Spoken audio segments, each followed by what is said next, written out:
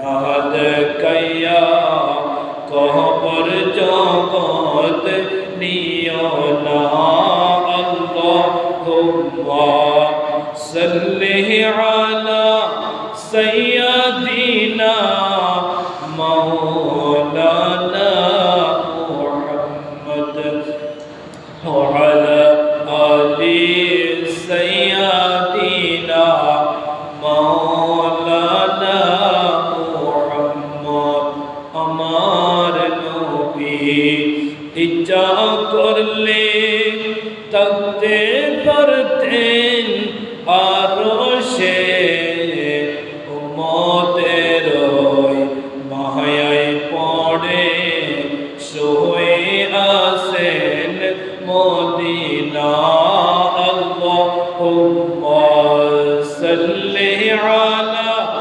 সাইয়্যিদিনা মাওলানা মুহাম্মদ ওয়া আলা আলি সাইয়্যিদিনা মাওলানা মুহাম্মদ আউযু বিল্লাহি মিনাশ শাইতানির রাজীম বিসমিল্লাহির রাহমানির রহিম ولله على الناس حج البيت من استطاع إليه سبيلا ومن كفر فإن الله غني عن العالمين সম্মানিত উপস্থিতি আমরা সর্বপ্রথম মহান রবের দরবারে শুকরিয়া আদায় করি যে মহান রব আমাদেরকে অত্যন্ত দয়া করে মায়া করে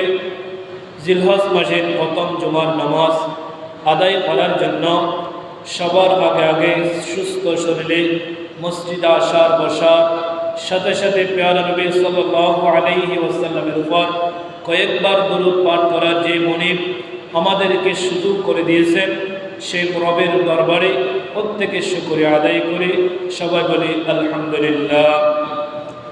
আজকে যে মাস প্রথম জুমা, এই মাস অত্যন্ত গুরুত্বপূর্ণ মাস, অত্যন্ত আল্লাহর নৈকট্য হাসিলের মাস। যেই মাস হলো আল্লাহর মাস, এটা হলো হজের মাস। আমরা প্রত্যেকে জানি হজের মাস হলো তিনটি মাস, শাওয়াল, জিলকদ, জিলহজ, এগুলো হলো হজের মাস। গতকাল আমাদের বাংলাদেশ থেকে সর্বপ্রথম 749 জন হাজি বাংলাদেশ থেকে মক্কা মদিনা জিয়ারতের উদ্দেশ্যে তারা বাংলাদেশ ত্যাগ করে তারা হজ যাত্রী হয়েছেন। তারা অত্যন্ত ভাগ্যবান। তাদের দোয়া দয়া আমরাও যদি আমাদের তকদিরে যদি টাকা না থাকে, পয়সা না থাকে, গরিব হয়ে থাকি, আল্লাহ রসুল বলেন জুমার দিন এটা হলো গরিবদের জন্য হজের দিন। আর যাদেরকে আল্লাহ তৌফিক দিয়েছেন তারা তো নির্বিধায় আল্লাহর ঘরে যেতে হবে। আল্লাহর ঘরে যাওয়া বান্দাদের জন্য আল্লাহ ফরজ করেছেন। এই মাস হলো হজের মাস। সেজন্য আমি কথা দীর্ঘ না করে আমি আপনাদের সামনে যে আয়াতে কালিমা তেলাওয়াত করেছি, এই আয়াতে পাকে আল্লাহ বলেন ওয়ালিল্লাহি আলান নাসি হিজ্জুল বাইত। আল্লাহ যাদেরকে বাইতুল্লাহ তাওয়াফ করার তৌফিক দান করেছেন, বাড়ি থেকে বাইতুল্লাহ পর্যন্ত যাওয়া এবং আসা কালীন যত টাকা পয়সা সম্পদের অধিকারী হওয়া প্রয়োজন, তারা যদি এইভাবে প্রয়োজন মিটানোর পরে ধন সম্পদের মালিক হয়ে থাকে, তাদের লেনদেন খরচ বাতি যে লাগে তা প্রত্যেক কিছু তারা সহজভাবে করতে পারে। আল্লাহ বলেন ওই ব্যক্তিদের উপর আমি আল্লাহ বাইতুল্লাহ শরীফ হজ করা আমি মানুষের জন্য ফরজ করেছি। কাদের জন্য? মানিস্তাতা ইলাইহি সাবিলা, যারা বাইতুল্লাহ পর্যন্ত খরচ বহন করার সামর্থ্য রাখে। আল্লাহ বলেন ওয়ালিল্লাহি আলান নাসি হিজ্জুল বাইত, আমি আল্লাহ ওই ব্যক্তির উপর হজ ফরজ করেছেন। আমরা অনেকে হজ, নামাজ, রোজা, হজ, যাকাত, ইসলামের বুনিয়াদ হলো পাঁচটি, কিন্তু আমরা অনেকে হজ যে ফরজ করতে হবে, না করলে কি, এটা আমরা অনেকে এখনো জানি না, জানতেও চেষ্টা করি না। সেজন্য আল্লাহ পাক সূরা আল ইমরানের 57 নম্বর আয়াতের মধ্যে আল্লাহ বলেন, যাদেরকে আমি আল্লাহ বাইতুল্লাহ শরীফ যাওয়ার জন্য আসা থেকে যাওয়া পর্যন্ত খরচ বহন করার কি রাখে, মানিস্তাতা ইলাইহি সাবিলা, খরচ বহন করার সমর্থ রাখে, আমি আল্লাহ তাদের উপর হজ করা ফরজ করে দিয়েছি। তাহলে হজ কি? হজ মানে হচ্ছে ইচ্ছা করা, সংকল্প করা।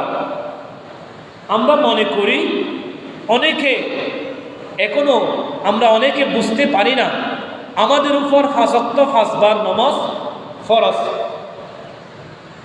মাহে রমজান মাসে 12টি মাসে 1টি মাসে পূর্ণাঙ্গভাবে রোজা রাখা ফরজ। যাদের উপর যাকাত ফরজ হয়েছে, বছরে একবার যাকাত দেওয়া ফরজ। তদ্রুপ যাদের জীবনে আল্লাহ সম্পদ দিয়েছেন, সম্পদের মালিক করেছেন, তাদের জীবনে একবার হজ করা আল্লাহ বলেন আমি তাদের উপর ফরজ করে দিয়েছি। আমার রসুলের কাছে এক সাহাবী জানতে চাইল, ইয়া রসুল আল্লাহ, ইয়া হাবিব আল্লাহ, হজ কি প্রত্যেক বছর ফরজ? আমার নবী চুপ করে রইলেন। একবার, দুইবার, তিনবার, তিনবারের পরে আমার রসুল বলেন, আমি যতক্ষণ পর্যন্ত তোমাদেরকে হ্যাঁ না, ইয়েস নো যতক্ষণ বলবে না, তোমরা ততক্ষণ পর্যন্ত আমি রসুলের উপর কোনো কথা বলবে না। কারণ কি জানো, আগেকার নবীর উম্মতরা যে সমস্ত কারণে ধ্বংস হয়েছে, একটা কারণ তাদের মধ্যে বেশি কথা বলা ছিল, বেশি প্রশ্ন ছিল। বেশি প্রশ্ন করার কারণে তারা আগেকার নবীর উম্মতরা ধ্বংস হয়ে গেছে। সেই জন্য কম কথা বলা, কম প্রশ্ন করা, এটা আমার নবীর একটা কি, একটা সুন্দর একটা আমল। তাহলে আমরা বেশি কথা বলবো না। আর আমার রসুল বলেন, আমি যতক্ষণ পর্যন্ত তোমাদেরকে এই উপদেশ না দেব, ততক্ষণ পর্যন্ত তোমরা এরকম প্রশ্ন করবে না। সেজন্য তাহলে আমাদের জীবনে হজ জীবনে একবার ফরজ। 5 ওয়াক্ত 5 বার নামাজ যেমন করা ফরজ, তদ্রুপ জীবনে একবার হজ আদায় করা, পালন করা ফরজ। কিন্তু আমরা এখনো অনেকে মনে করি না যে হজ এটা না করলে কি হয়, করলে কি হয়।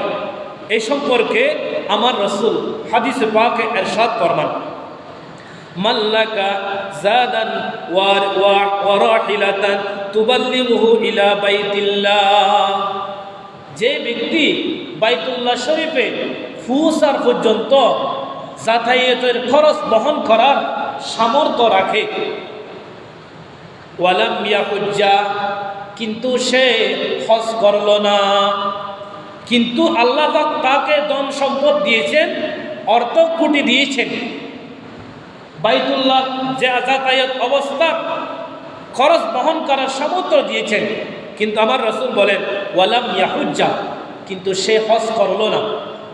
আমার নবী ভয়ঙ্কর হাদিস ইরশাদ ফরমান, ফালা আলাইহি আইয়ামুতা ইয়াহুদিয়ান আও নাসরানিয়ান, আমার রসুল বলেন যাদের উপর হজ করার সামর্থ্য রয়েছে, কিন্তু সে টাকার সম্পদের মোহে পড়ে সে হজ করল না, আমার রসুল বলেন সে ইহুদি হয়ে মারা, সে নাসারা হয়ে মারা যাক, আমার কিছু যায় আসে না। তাহলে একথার অর্থ কি দাঁড়ায়? যেই ব্যক্তি হজ করে না, সে যেই ব্যক্তি হজকে অস্বীকার করে এবং হজ করে না, সেই মৃত্যুর সময় সে কি কালিমা নসিব হবে কিনা সেটা আমার আল্লাহ ভালো জানে। কিন্তু আমার রসুল বলেন সেই ইহুদি হয়ে মারা, সেই বেদিন হয়ে মারা, সে নাসারা হয়ে মারা যাক, আমি নবীর কোনো কিছু আসে যাই না।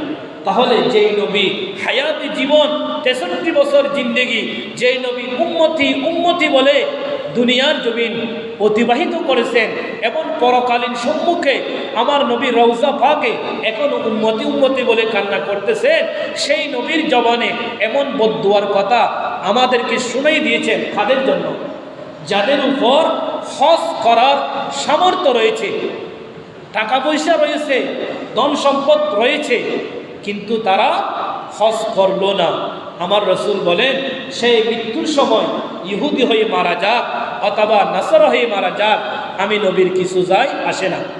সেজন্য উপস্থিত মুসলিম কেরাম, যাদেরকে আল্লাহ হজের মতো একটি বিধান, একটি আমল যাদেরকে আল্লাহ তৌফিক দিয়েছেন, আপনারা, আমি, আপনারা জীবনে একবার হজ করার আমরা চেষ্টা করব। আল্লাহ আমাদের তাদেরকে তৌফিক দিয়েছেন। সেজন্য আমার নবী বলেছেন, কোনো ব্যক্তি যদি কোনো সময় 5 ওয়াক্ত নামাজের মধ্যে 2 ওয়াক্ত কজাই করে না পড়ে, সেই কজাই করার কি থাকে? উমর কজা পড়ার সুযোগ থাকে, সময় থাকে। কিন্তু যে ব্যক্তির উপর জীবনে হজ ফরজ হয়েছে কিন্তু সে হজ করলো না, সেই যদি মৃত্যুর সময় যদি সে চিন্তা করে আমি আগামীকাল, আগামী মাসে হজ করব, তাহলে আগামী মাসে তো হজ করার সময় না, আগামী দিন তো হজ করার সময় না। আমার রসুল বলে হজ হলো নির্দিষ্ট মাসে, নির্দিষ্ট দিনে, নির্দিষ্ট সময়ে, নির্দিষ্ট রুকন বেঁধে যে শরীয়তের সম্মুখীন যে আইন কানুন রয়েছে, যে আনিত বিধান রয়েছে, তাকে বলা হয় হজ। কিন্তু আপনার জীবনে যদি আপনার উপর যদি যাকাত ফরজ হয়, আপনি যদি এই মাসে না দেন, হয়তো আল্লাহ যদি আপনাকে হায়াত দেয়, আগামী মাসে দেওয়ার কি আছে? সুযোগ আছে। আপনি যদি ফজরের নামাজ না পড়েন, জোহরের সময় পড়ার সুযোগ আছে। আপনি যদি আপনার জীবনে আরও যে বিধান রয়েছে, আপনি যদি এই মাসে রোজা না রাখেন, রমজান মাসে যদি রোজা না রাখেন, এরপরে মাসে গিয়ে আপনার রোজা রাখার কি আছে? সুযোগ আছে, সময় থাকে। কিন্তু আমার রসুল বলেন, যাদের উপর হজ ফরজ হয়েছে, যে বছর যেই মাসে তার উপর হজ ফরজ হয়েছে, সেই মাসে যদি হজ না করে, কিন্তু সেই যদি মৃত্যুর সময়, সকরাতের সময় সেই যদি বলে আমি আগামী মাসে হজ করব, সেই যদি আগামী মাস যদি হজের মাস হয়, তাহলে হজ করার একটা সুযোগ আছে। কিন্তু আমার রাসূল বলেন তাআজ্জালু ইলাল হাজ্জি, তোমরা হজ তাড়াতাড়ি করো। ফাইন্না আহাদাকুম লা ইউরিদু মা ইয়ারিদু লাহু, কেন আপনি আজকে সুস্থ, হজ করতে হবে সুস্থ অবস্থায়, হজ করতে হবে শরীরে, যে আপনার শরীরে কি থাকে? শক্তি থাকে, শক্তি থাকা অবস্থায় কি করতে হবে? হজ করতে হবে। আপনি যদি রোগাক্রান্ত হয়ে অসুস্থ হয়ে হজ করেন, তাহলে হজের আরকান রয়েছে, আপনি যে নিয়ম নীতি রয়েছে, আপনি সবগুলো পালন করতে পারবেন না। সেজন্য আমার রাসূল বলেন তাআজ্জালু ইলাল হজ, তোমরা হজ কি করো? তাড়াতাড়ি আদায় করো। ফাইন্না আহাদাকুম লা ইয়াদরি মা ইয়ারিদু লাহু, কেননা তুমি যে আজকে সুস্থ আছো, আজকে যে তোমার ধন দৌলত টাকা পয়সা রয়েছে, আগামী মাসে, আগামী দিনে সেই সম্পদ না থাকতে পারে। তাহলে সেই জন্য রাসূল বলে যার উপর হজ ফরজ হয়েছে, তার অনুনয় হলো, তার কাজ হলো সেই কি করা? তাড়াতাড়ি হজ আদায় করা। কারণ সেই যদি আগামী বছর হজ করবে বলে যদি চিন্তা করে, আমার রাসূল বলেন একদিন মানুষ আগামী একদিন বাঁচবো, 1 বছর বাঁচবে, 1 মাস বাঁচবে, এরকম কোনো কারো হায়াতের গ্যারান্টি নাই। সেজন্য রাসূল বলেন তুমি যে আগামী বছর হজ করবে ইচ্ছা করতেছ, হয়তো তুমি আগামী বছর আসার আগে হয়তো তোমার মৃত্যু হতে পারে, হয়তো তুমি বেঁচে আসো, আমার রাসূল বলেন, কিন্তু এ সময় তোমার ধন দৌলত, যে তোমার টাকা পয়সা, সেটা শেষ হয়ে যেতে পারে। সেই জন্য তাআজ্জালু, তোমরা তাড়াতাড়ি ইলাল হজ, তোমরা হজ কি করো? তাড়াতাড়ি আদায় করো। তাহলে আপনার যদি শরীরে যে আজকে সুস্থ আছে, আপনি যদি আজকে এই বছর যদি আপনার হজ ফরজ হয়, আপনি যদি বলেন আমি আগামী বছর করব, আমার রাসূল বলেন তুমি তো আগামী বছর আসার আগে অসুস্থ হয়ে যেতে পারো, তুমি মৃত্যুবরণ করতে পারো, হয়তো তোমার ধন দৌলত তোমার কাছ থেকে শেষ হয়ে যেতে পারে। তোমার ধন দৌলত শেষ হওয়ার আগে, তোমার টাকা পয়সা শেষ হওয়ার আগে, তুমি অসুস্থ হওয়ার আগে, তুমি সুস্থ শরীরে তাআজ্জালু ইলাল হজ, তোমরা কি করো? তাড়াতাড়ি হজ আদায় করো। কিন্তু ধরেন আপনি হায়াতও বেঁচে আছেন, কিন্তু আপনার উপর যে হজ ফরজ হয়েছিল, শরীয়তের বিধান কি বলে দেখেন, আপনার উপর হজ ফরজ হয়েছে, আপনি বেঁচেও আছেন আগামী বছর হজ করবেন বলে, কিন্তু আগামী বছর আস্তে আস্তে কিন্তু আপনার টাকা পয়সা থাকলে যে হজ ফরজ হতো, সে হজ ফরজ হওয়ার সামর্থ্যগুলা আপনার থেকে শেষ হয়ে গেছে, তাহলে কি হজ মাফ হয়ে যাবে? আমার রাসূল বলেন না, যার উপর জীবনে একবার হজ ফরজ হবে, সেই মৃত্যু থেকে কিয়ামত পর্যন্ত তার উপর হজের আরকান আহকাম বিধান তার উপর জরুরিভাবে তার উপর ফরজ থাকবে। সেজন্য রাসূল বলেন, যাদের উপর হজ ফরজ হয়েছে তাদের যদি আগামী বছর করবে বলে ইচ্ছা করেছ, দেখতেছ আগামী বছর আস্তে আস্তে তোমার সম্পদ শেষ হয়ে গেছে, তাহলে তার কারণ তার উপস্থিত কারণ কি হবে, তার সমাধান কি হবে? আমার রাসূল বলেন, তাহলে সেই ব্যক্তিকে তার পরিবার পরিজনকে বলতে হবে, হে ভাই, হে বাবা, হে আমার সন্তান, হে আমার মেয়ে, আমার উপর তো হজ ফরজ হয়েছিল, কিন্তু দুঃখের বিষয় আমার টাকা পয়সা আগামী বছর আস্তে আস্তে শেষ হয়ে গেছে, কিন্তু আমি তো হজ করতে পারি নাই। কিন্তু হজ না করলে আল্লাহর কাছে জবাবদিহি করতে হবে, আল্লাহর কাছে শাস্তি সম্মুখীন হতে হবে। সেই জন্য তোমরা আমার জন্য একটি বদলি হজের ব্যবস্থা করবে। ছেলে সন্তানেরও যদি বদলি হজের ব্যবস্থা করে তাহলে আল্লাহ তাকে ক্ষমা করবেন। নিতান্তাই যদি যার উপর হজ ফরজ হয়েছে সেই যদি কিনা করে হজ না করে, বা তার ছেলে সন্তানেরা যদি তার জন্য বদলি হজের ব্যবস্থা না করে, আল্লাহ বলেন, ওয়ামান কাফারা ফাইন্নাল্লাহা গনিয়্যুন আনিল আলামিন। আমি আল্লাহ বান্দা হজ করলে আমার কোনো লাভ নাই, বান্দা হজ করলে না করলে আমার কোনো ক্ষতি নাই, কিন্তু বান্দার স্পেশাল যে পাওয়ার, যে আমার কাছে মর্যাদা হওয়ার আমল, সেটা হলো হজ। ইসলামের 5টি রুকন, একটি রুকনের নাম হলো হজ। যে ব্যক্তি 5টি রুকনকে যথাযথভাবে আদায় করলো তাহলে সে হলো পূর্ণাঙ্গ ঈমানদার। তাহলে এই আয়াত থেকে আমরা জানতে পারলাম, আল্লাহ বলেছেন যাদের উপর হজ ফরজ হয়েছে তাহলে তাদের যথাযথ সময়ে হজ করা আমার জন্য আপনার জন্য আবশ্যক। যদি না করি তাহলে মৃত্যুর সময় আমার রাসূল বলেন, সেই ইহুদি হয়ে মারা যাক, সেই নাসারা হয়ে মারা যাক, আমি রাসূলের কোনো কিছু যায় আসে না। তাহলে যেই নবী উম্মতের জন্য বদদুয়া করেছেন, সেই নবী উম্মতকে কি কিয়ামতের ময়দানে উম্মত বলে পরিচয় দিবেন? পরিচয় দিবেন না তো। কারণ আমার রাসূল বলেন, যেই ব্যক্তি আমার কবর জিয়ারত করলো, আমার রওজা জিয়ারত করলো, আমার মক্কা মদিনায় এসে আমি নবীকে সালাত ও সালাম দিল, সেই নবী উম্মতের জন্য আমি নবীকে শাফাআত করা, আমি নবীর জন্য ওই উম্মতকে শাফাআত করা আমি নবীর জন্য ওয়াজিব হয়ে যায়। সবাই বলেন সুবহানাল্লাহ। তাহলে যারা হজ করে আমার নবীকে সালাত ও সালাম দেয়, আমার নবী বলেন ওই ব্যক্তিদেরকে, ওই উম্মতকে শাফাআত করা আমির নবীর জন্য ওয়াজিব হয়ে যায়। তাহলে কিয়ামতের ময়দানে ধন দৌলত থাকবে না, টাকা পয়সা থাকবে না, আপনার ছেলে মেয়ে আপনার থাকবে না, কিন্তু আমার নবী উম্মতি উম্মতি বলে থাকবে। কাদের জন্য?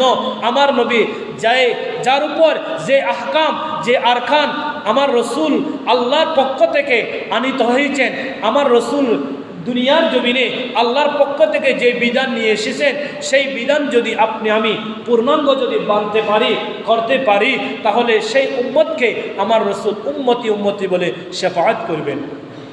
সেজন্য রাসূল পাক সাল্লাল্লাহু আলাইহি ওয়াসাল্লামের কাছে একজন সাহাবী এসে জিজ্ঞেস করলো, আন আবি হুরায়রা রাদিয়াল্লাহু তাআলা ক্বালা সুইলা রাসূলুল্লাহ সাল্লাল্লাহু আলাইহি ওয়াসাল্লাম, আমার রাসূলকে জিজ্ঞেস করলো, আইয়ুল আমালি আফজালু ইয়া রাসূলুল্লাহ, সবচেয়ে উত্তম আমল কোন জিনিস, কোন আমল?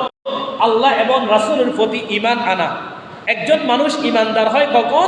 যতক্ষণ পর্যন্ত আল্লাহর উপর, রাসূলের উপর ঈমান না আনবে, আল্লাহ এবং রাসূলকে বিশ্বাস না করবে, সে ততক্ষণ পর্যন্ত ঈমানদার হতে পারবে না।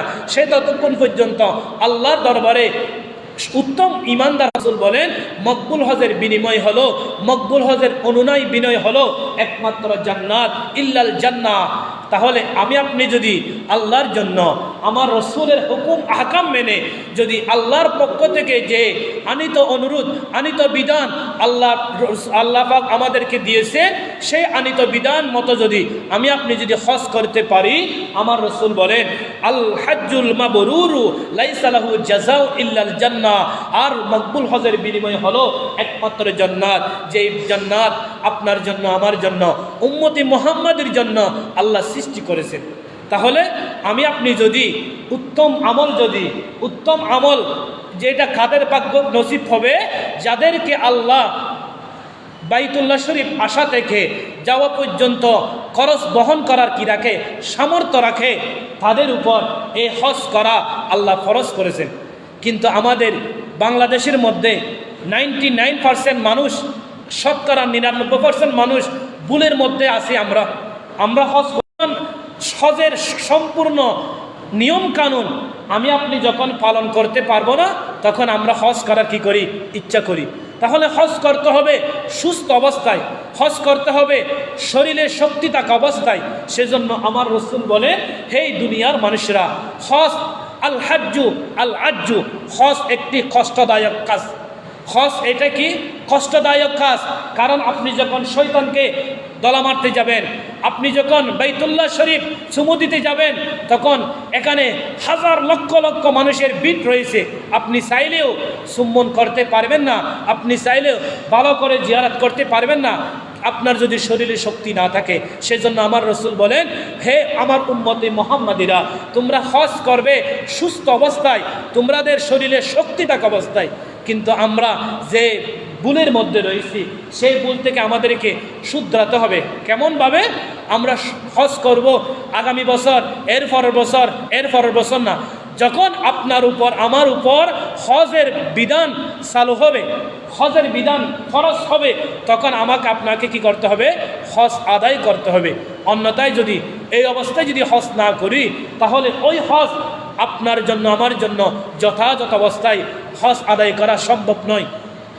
তাহলে আপনি এই যে 7 লাখ টাকা 6 লাখ টাকা খরচ করে আপনি হজে যাবেন, যদি আপনি হজের আহকাম আরকান যদি ভালো করে পালন করতে না পারেন, তাহলে আপনার হজ তো মকবুল হবে না।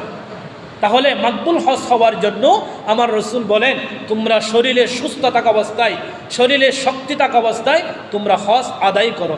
সেজন্য আমার রাসূল আর হাদিসে পাক ইরশাদ ফরমান, মান হাজ্জা লিল্লাহ, যে ব্যক্তি কি করলো? আল্লাহর উদ্দেশ্যে, আল্লাহর সন্তুষ্টির জন্য হজ করলো, ওয়ালাম ইয়াফসুক, সে হজ করতে গিয়ে কোনো গুনাহের কাজ করে নাই, কোনো মুখ দিয়ে খারাপ কথা বলে নাই, সে আল্লাহর উদ্দেশ্যে, আল্লাহর সন্তুষ্টির জন্য হজ পালন করেছে। আমার রাসূল তাদের জন্য সার্টিফিকেট দিচ্ছেন, রজা কায়ৌমিন ওয়ালাদাতহু উম্মুহু। আমার রাসূল বলেন, যে ব্যক্তি আল্লাহর সন্তুষ্টির উদ্দেশ্যে হজ করতে গেল, সে হজ থেকে ফিরবে, রজা কায়ৌমিন ওয়ালাদাতহু উম্মুহু, সে হজ থেকে ফিরবে সেই দিনের নিয়ায় যেদিন আপনার মা, আমার মা আমাকে আপনাকে দুনিয়ার মধ্যে ভূমিষ্ঠ করেছে। যে সন্তান দুনিয়ার মধ্যে আসে তার কোনো অপরাধ থাকে না, তার কোনো গুনাহ থাকে না। আমার রাসূল বলেন, যেই ব্যক্তি আল্লাহর সন্তুষ্টির জন্য, আল্লাহকে পাওয়ার জন্য, আল্লাহকে খুশি করার জন্য সে কি করলো? মান হাজ্জা লিল্লাহ, আল্লাহর জন্য হজ করলো, ওয়ালাম ইয়াফসুক, সে হজ করতে গিয়ে মুখ দিয়ে ফাহিশা কথা বলে নাই এবং গুনাহের কাজ করে নাই। আমার রাসূল বলেন, সে হজ থেকে ফিরবে সেই দিনের নিয়ায় যেই দিন তার মা তাকে প্রসব করেছে। সবাই বলেন সুবহানাল্লাহ। তাহলে আমি যদি হজ করি, আমার রাসূল বলেন, হজ করার পরে তার বিন্দু পরিমাণ শরীরের মধ্যে কোনো গুনাহ থাকে না। আল্লাহ গুনাহকে বেগুনাহ করে মাসুম বান্দা বানিয়ে আপনাকে আমাকে ঘরের মধ্যে ফিরিয়ে দেন। আমার রাসূল হাদিসে পাক আর ইরশাদ ফরমান, তাবিউ বাইনাল হাজ্জি ওয়াল উমরাতি। আমার রাসূল বলেন, তোমরা হজ এবং উমরা সাথে সাথে পালন করো। হজ এবং উমরা কি করো? সাথে সাথে পালন করো, আদায় করো। কেননা ফাইন্নাহুমা ইয়ানফিয়ানিল ফাকরা ওয়াজ যুনুবা, কেননা হজ এবং উমরা এই দুটি আমল মানুষের দরিদ্রতা, মানুষের অভাব এমনভাবে কাটিয়ে দেয়, মানুষের গুনাহ এমনভাবে নিষ্পাপ করে দেয়। কামা ইয়ানফিল কিরু খাবাসাল জাদিদা ওয়াজ যাহাবা ওয়াল ফিদ্দা। আপনি যখন খামারের কাছে যান, আপনি যখন স্বর্ণ দোকানে যান, স্বর্ণের দোকানে গিয়ে আপনি 10 বছর স্বর্ণ ব্যবহার করেছেন, কিন্তু আপনি যখন স্বর্ণওয়ালাকে আপনার স্বর্ণগুলা দিয়ে দেন, তখন সে এমন একটা মেডিসিন ব্যবহার করে, সাথে সাথে আপনার 10 বছরের স্বর্ণ সাথে সাথে কি হয়ে যায়, পরিষ্কার হয়ে যায়, সুন্দর হয়ে যায়, একদম নতুনের নিত্য নতুন। যেভাবে বানালে, যেভাবে স্বর্ণ কী করা হয়, বানানো হয়, যেভাবে নতুন অবস্থা থাকে, আমার রসুল বলেন ওই স্বর্ণওয়ালা স্বর্ণের মধ্যে দরিদ্রতা দূর হয়ে যাবে, সেই দুনিয়ার মধ্যে গুনাহ তার হায়াত থেকে চলে যাবে, এবং সে মৃত্যুর সাথে সাথে তার জন্য জান্নাত বরাদ্দ হয়ে যাবে। সেজন্য আমার রসুল উম্মতি মুহাম্মাদিকে উদ্দেশ্য করে বলেন, হে আমার উম্মত নারীরা, তোমরা সুস্থ শরীরে আমার ঘরে এসে, আমার রওজা পাকে এসে, বাইতুল্লাহ শরীফে এসে তোমরা হজ পালন করো। তাহলে হজের দ্বারা ফায়দা হবে লাভ দুইটি, একটা হলো গুনাহমুক্ত, আর একটা হলো দরিদ্র দূর হয়ে যাবে দুনিয়া থাকাকালীন। আর দুনিয়া থেকে যখন পরকালীন সম্মুখীন হবেন, আমার রসুল বলেন এই হজের বিনিময়ে আল্লাহ আপনাকে আমাকে জান্নাতের বিনিময় দান করবেন। সেজন্য হুজ্জাজে কারামগণ বলেন, হুজ্জাজে কারামগণ হলো আল্লাহর মেহমান। আল্লাহর মেহমান হলো যারা হজে যায়, যারা আল্লাহর সন্তুষ্টির জন্য হজ করতে যায়, তারা হলো আল্লাহর মেহমান। আর মেহমানদের সম্মান করা মেজবানের দায়িত্ব। সেজন্য হাদিস শরীফে আছে, যারা হাজিগণ হলো আল্লাহর মেহমান। আর আল্লাহর মেহমানদেরকে আল্লাহ পাক দুইটি নিয়ামত দিয়েছেন, একটা হলো তাদের দোয়া আল্লাহ কবুল করবেন, 2 নম্বর হলো আল্লাহ তাদেরকে ক্ষমা করে দিবেন। তাহলে কিভাবে ক্ষমা করবেন সেটাও হাদিসে পাকে এরশাদ করবেন। আমার রসুল বলেন, আল হাজ্জু ওয়াল উমরাু ওয়াবদুল্লাহ, হজ এবং উমরা পালনকারীরা হলো ওয়াবদুল্লাহ, তারা হলো আল্লাহর প্রতিনিধি, অর্থাৎ তারা হলো আল্লাহর নৈকট্য স্পেশাল বান্দা। যারা হজ করে, আমার রসুল বলেন আল হুজ্জাজু ওয়াল উম্মারু, যারা হজ এবং উমরা পালন করে, আমার রসুল বলেন ওয়াবদুল্লাহ, তারা হলো আল্লাহর প্রতিনিধি, তারা হলো আল্লাহর নৈকট্য, তারা হলো আল্লাহর খুব কাছের বান্দা। তাহলে আল্লাহ কাছের বান্দাদেরকে আল্লাহ কি অনুশোচনা দিয়েছেন? আমার রসুল বলেন ইনদাউহু, তারা যদি এই অবস্থায় যদি হজ করতে গিয়ে যদি তারা যদি কি করে, ইনদাউহু, তারা যদি দোয়া করে, আমার রসুল বলেন আজাবু বাহুম, আমার আল্লাহ তাদের দোয়া কি করবেন, কবুল করবেন। হাজিরা যদি হজের ময়দানে, আরফাতের ময়দানে, মিনা মুজদালিফায় তারা যদি আল্লাহর দরবারে দোয়া করে, আমার রসুল বলেন ইনদাউহু, তারা যদি দোয়া করে, আজাবু বাহুম, আমি আল্লাহ আমার আল্লাহ আমার উম্মতের দোয়া কবুল করবেন। শুধু তাই নাই, ওয়াইনিস্তাগফারাহু, তারা যদি এই অবস্থায় যদি আল্লাহর কাছে ক্ষমা চায়, গফারা লাহুম, আল্লাহ তাদেরকে ক্ষমা করে দিবেন। তাহলে যারা হজ যাত্রী, যারা হাজিগণ, তারা যদি আল্লাহর ঘরে গিয়ে আল্লাহর দরবার যদি কি করে, ইনদাউহু, তারা যদি দোয়া করে, আমার রসুল বলেন আজাবু বাহুম, আল্লাহ তাদের দোয়া কবুল করবেন। শুধু তাই নয়, ওয়াইনিস্তাগফারুহু, তারা যদি আল্লাহর দরবারে গিয়ে নবীর রওজা পাকে গিয়ে যদি কান্নাকাটি করে ক্ষমা চায়, আল্লাহ তাদেরকে ক্ষমা করে দিবেন। তাহলে এই হাদিস থেকে আমাদেরকে শিক্ষা নিতে হবে, আল্লাহ যারা হজ করে তাদের দোয়াও কবুল করবেন, তাদেরকে আল্লাহ পাক ক্ষমা করে দিবেন। আল্লাহ আমার নবীর মাধ্যমে আমাদেরকে জানিয়ে দিয়েছেন। তাহলে আমরা এই জানার পরে যদি যারা হজ করি নাই, আমার আল্লাহ বলেন আমার জন্য ওই বন্দাদের কোনো কিছু যায় আসে না, আমি দুনিয়া থেকে বিমুখ, দুনিয়া আমার, আমি কিন্তু দুনিয়ার সম্মুখীন নই, দুনিয়ার সমস্ত সৃষ্টি আমার সম্মুখীন। সেজন্য আমার রসুল হাদিসে পাকে হযরত উমর রাদিয়াল্লাহু তাআলা আনকে উদ্দেশ্য করে একটি হাদিস বর্ণনা করেন। আমা আলিমতা ইয়া উমর, হে উমর তুমি কি জানো না, ওয়া আন্নাল ইসলাম ইয়াহদিমু মা কানা কলবা, একজন ইহুদি, একজন নাসারা, একজন মুনাফিক যখন মুসলমান হয়, মুসলমান হওয়ার সাথে সাথে তার 80 বছরের, তার 100 বছরের সমস্ত গুনাহ আল্লাহ পাক ক্ষমা করে দেন। একজন ইহুদি, একজন অমুসলিম যখন মুসলমান হয়, কালিমা পাঠ করে, আমার নবীর উপর বিশ্বাস করে, আমার রসুল বলেন সাথে সাথে তার সারা জীবনের গুনাহ আল্লাহ পাক মাফ করে দেন। ইনদাউ, আমার রাসূল আরো বলেন, ওয়া ইন্নাল হিজরাতা, আর যে ব্যক্তি ইসলামের জন্য ইসলামকে মানুষের কাছে পৌঁছে দেওয়ার জন্য সঠিক কথা তুলে ধরে, আর সঠিক কথা তুলে দেওয়ার কারণে সেই দেশ থেকে, সেই গ্রাম থেকে তাকে অন্য গ্রামে চলে যেতে হয়, নির্যাতনের সম্মুখীন হয়, আমার রাসূল বলেন তাহাদিমু মা কানা ক্বাবলাহা, ওই এক গ্রাম থেকে অন্য গ্রামে যাওয়ার সাথে সাথে আমার আল্লাহর বিধান দুনিয়ার জমিনে পালন করার কারণে সেই যখন এক গ্রাম থেকে অন্য গ্রামে চলে যাবে, সাথে সাথে আমার আল্লাহ ওই নির্যাতনের কারণে, ওই শাস্তির কারণে আমার আল্লাহ ওই বান্দাদেরকে মাফ করে দিবেন। সাথে সাথে আমার রাসূল আরো বলেন, ওয়া আন্নাল হাজ্জা ইয়াহদিমু মা কানা কলবা, আমার রাসূল বলেন হাজিগণ যখন হজ করতে যায়, সে হাজিরা যখন হজ করে আসে, হজ করার সাথে সাথে আমার আল্লাহ তাদেরকেও কি করে দেন, মাফ করে দেন। একজন অমুসলিম যখন ইসলাম গ্রহণ করে, ইসলাম গ্রহণ করার কারণে তার যেমন গুনাহ মাফ করে দেয়, একজন হিজরতকারী যখন এক গ্রাম থেকে অন্য গ্রামে হিজরত করার কারণে আল্লাহ তার গুনাহ ক্ষমা করে দেয়, তদ্রূপ একজন আল্লাহর বান্দা যখন আল্লাহর সন্তুষ্টির জন্য, নবীর শ্রেষ্ঠ উম্মত হওয়ার জন্য সেই যখন আল্লাহর দরবারে গিয়ে বাইতুল্লাহ শরীফ, মদিনা শরীফ গিয়ে হজ পালন করে, আমার রাসূল বলেন সেই হজ থেকে ফিরবে নিষ্পাপ হয়ে, সেই তার কোনো গুনাহ তার শরীরের মধ্যে থাকবে না। সেই জন্য আমার রাসূল সাল্লাল্লাহু আলাইহি ওয়াসাল্লাম উম্মতে মুহাম্মাদীকে জানিয়ে দিলেন, একজন হাজি যখন হজ করে, যখন সে দেশের কাছে আসে, সেই যখন দেশে ফিরে আসে, তোমরা তাকে কি করবে, ইজা লাকিতাল হাজ্জা, যখন একজন হজ করে দেশে ফিরে, ফাসাল্লামা আলাইহি, তখন তোমরা তাকে সালাম করবে, ওয়া সাহিবুহু, এবং তার সাথে মুসাফাহা করবে, ওমুরহু, এবং তাকে তোমার জন্য অনুরোধ করবে। একজন হাজি যখন হজ করে দেশে ফিরবে, তখন তোমরা তাকে কি করবে, প্রথমে তাকে সালাম করবে, ওয়া সাহিবুহু,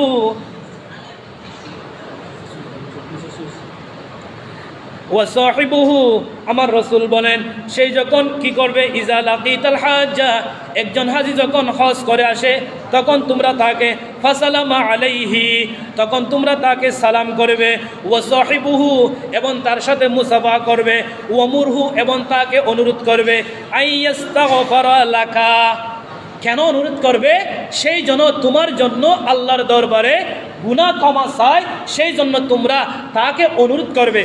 অনুরোধ করার কারণ কোথায়, ক্বাবলা আন ইয়াদখালা বাইতাহু, হাজি যখন হজ করে দেশে আসে, তার ঘরে প্রবেশের আগে আগে তোমরা তাকে অনুরোধ করবে, সেই জন্য তোমার জন্য আল্লাহর দরবারে ক্ষমা চাই, ফাইন্নাহু মাগফুরুল লাহু, আমার রাসূল বলেন কারণ কি, একজন এমপি যখন এমপি হয়, একজন প্রধানমন্ত্রী যখন প্রধানমন্ত্রী হয়, তখন তার ক্ষমতা, তার বাংলাদেশের মধ্যে সব জেলায় উপজেলায় সবখানে তার ক্ষমতা চলে। তদ্রূপ আমার রাসূল বলেন একজন ঈমানদার যখন আল্লাহর জন্য, নবীর জন্য, নবীর এতাত, নবীর সম্মান রেখে, নবীর কথা, আল্লাহর কথা সমন্বয়ে তারা যখন হজ করে, তদ্রূপ আল্লাহর বান্দাদের যেমন দুনিয়ার জমিনে পাওয়ার বেড়ে যায়, তদ্রূপ একজন ঈমানদার যখন হজ করে দেশে ফিরে, তদ্রূপ তার ক্ষমতা, তার সম্মান, তার তাজিম আল্লাহর দরবারে, আসমান আল্লাহর কাছে বেশি পাওয়ার হয়ে যায়। সেই জন্য আমার উম্মতরা, তোমরা যখন হাজি যখন হজ করে দেশে ফিরবে, তখন তোমরা একটা কাজ করবে, তখন তাকে সালাম করবে, তাকে তার সাথে মুসাফাহা করবে, এবং তাকে অনুরোধ করবে, সেই জন্য তোমাদের জন্য আল্লাহর দরবারে তোমাদের গুনাহ মাফের জন্য দোয়া করা হয়। সাথে সাথে এই হাদিস থেকে অন্য হাদিসে আমার রাসূল বর্ণনা করেন, হযরত আদম আলাইহিস সালাম যখন আল্লাহর নির্দেশে বাইতুল্লাহ ঘর নির্মাণ করলেন, বাইতুল্লাহ ঘর নির্মাণ করার পরে আমার হযরত আদম আলাইহিস সালাম আল্লাহর কাছে আরজ করলেন, ইয়া বারিলা, একজন শ্রমিক যখন কাজ করে তখন তো তার শ্রমিক পাওয়াই, কিন্তু আমি আদম আল্লাহর হুকুমে আপনার বাইতুল্লাহ ঘর নির্মাণ করেছি, আমার কোনো আমার কোনো শ্রমিক নাই, আমার কি কোনো পাওয়ানা নাই? তখন আমার আল্লাহ হযরত আদম আলাইহিস সালাম বললেন, ইজা তুফতু বিহি, আমার আল্লাহ বলেন যখন তুমি বাইতুল্লাহ তাওয়াফ করছো, গফারতু লাকা, তখন আমি আল্লাহ তোমাকে ক্ষমা করে দিয়েছি। সবাই বলেন সুবহানাল্লাহ। নবীদের কোনো গুনাহ নাই, কিন্তু আমার আল্লাহ বলেন, হে আদম, তুমি যখন আমার জন্য তাওয়াফ করেছো, বাইতুল্লাহ শরীফ জিয়ারত করেছো, আমি আল্লাহ তোমাকে ওয়াদা দিলাম, তোমার জীবনে যদি কোনো অনুপরিমাণ যদি কোনো কিতাকে দুষ্ত্রুটিও থাকে, কিন্তু আমি আল্লাহ তুমি বাইতুল্লাহ তাওয়াফ করার কারণে আমি আল্লাহ তোমাকে মাফ করে দিয়েছি। তখন এ আশ্বাস পাওয়ার পরে হযরত আদম আলাইহিস সালাম আবার আরজ করলেন, ইয়া বারিলা, এটা তো পেয়েছি, কিন্তু আরও দিতে হবে। তখন এটা যখন বলছে, তখন আমার আল্লাহ আবার হাদিসে কুরসিতে আবার ইরশাদ ফরমান, আগফিরলি আউলাদিকা ইজা তাফু বিহি। আমার আল্লাহ বলেন, হে আমার আদম, যখন তোমার সন্তানেরা, যখন তোমার ছেলে মেয়েরা যখন বাইতুল্লাহ শরীফ জিয়ারত করবে আসবে, তখন জিয়ারতের করার কারণে, জিয়ারত করার ফজিলতে আমি আল্লাহ তোমার ছেলে মেয়েদের গুনাহ, সমস্ত গুনাহ মাফ করে দেব। এই যখন পেয়েছে, তখন আবার আল্লাহর দরবারে আবার আরজ করলেন, ইয়া বারিলা, আপনি দিয়েছেন, আরও বাড়িয়ে দেন। তখন আমার আল্লাহ হাদিসে পাকের ইরশাদ ফরমান, আগফিরুল লিমান ইস্তাগফারা লাহু তাইফুন। আমার আল্লাহ বলেন, হে আদম, তোমার সন্তানরা হজ করতে এসে যাদের জন্য দোয়া চাইবে, যাদের গুনার জন্য মাফ চাইবে, আমি আল্লাহ তাদের আমলে, তাদের দরবারে তাদের গুনাহও ক্ষমা করে দেব, তাদেরকে আমলকারী হিসাবে আমি আল্লাহ কবুল করে নেব। সবে বলেন সুবহানাল্লাহ। তাহলে হজ করতে গেলে যেই ব্যক্তি হজ করে তাকেও ক্ষমা করে দেওয়া হবে, তার সন্তানদেরকেও ক্ষমা করে দেওয়া হবে, এবং তার সন্তানরা যাদের জন্য দোয়া করবে তাদেরকেও ক্ষমা করে দেওয়া হবে। তাহলে এই হজ একটি গুরুত্বপূর্ণ একটি আমল, গুরুত্বপূর্ণ একটা ইবাদত। এটা কাদের উপর? যাদের উপর আল্লাহ হজের মতো ধন দৌলত দিয়েছেন, হজ করার মতো যাদেরকে সামর্থ্যবান করেছেন, তাদের জীবনে একবার হজ করা আল্লাহ পাক ফরজ করে দিয়েছেন। আর যারা এই হজকে যারা অস্বীকার করবে তারা হলো কাফের, তারা হলো মুরতাদ, তারা ইমানদার থাকবে না। সেই জন্য হেলায় অবহেলায় আমি আপনি যারা এখনও যাদের উপর হজ ফরজ হয়েছে, যারা হজ করি নাই, আমার রসুল বলেন, হাজ্জু, তোমরা হজ তাড়াতাড়ি করো। আর যারা আগামী বছর করব, এরপর বছর করব, এভাবে যা নাসারা হয়ে মারা যাক, আমি রসুলের কিছু আসে যাই না। তাহলে আমার রসুল এ কথা বলার কারণ হলো, সে মৃত্যুর সময় সে ইমানদার হতে পারে, সে বেঈমান হয়ে মৃত্যুবরণ করতে পারে। তাহলে আপনি সারা জীবন ইসলাম ধর্ম গ্রহণ করেছেন, কিন্তু মৃত্যুর সময় যদি আপনাকে অমুসলমান হয়ে, ইহুদি হয়ে যদি মারা যেতে হয়, তাহলে আল্লাহর জন্য, আমার রসুলের জন্য, আপনার জন্য, আমার জন্য এক বিন্দু পরিমাণ দয়া কিয়ামতের ময়দানে থাকবে না। তাহলে আল্লাহ পাক আমাকে, আপনাকে, যাদেরকে আল্লাহ হজের মতো বিধান পালন করার মতো তৌফিক দিয়েছে, তাদেরকে আল্লাহ এই মাসে বন্দাদেরকে হজ করার জন্য তাদেরকে ইমানদার হিসেবে তাদেরকে বাইতুল্লাহ শরীফ জিয়ারাতের উদ্দেশ্যে রওনা করে দিয়েছেন।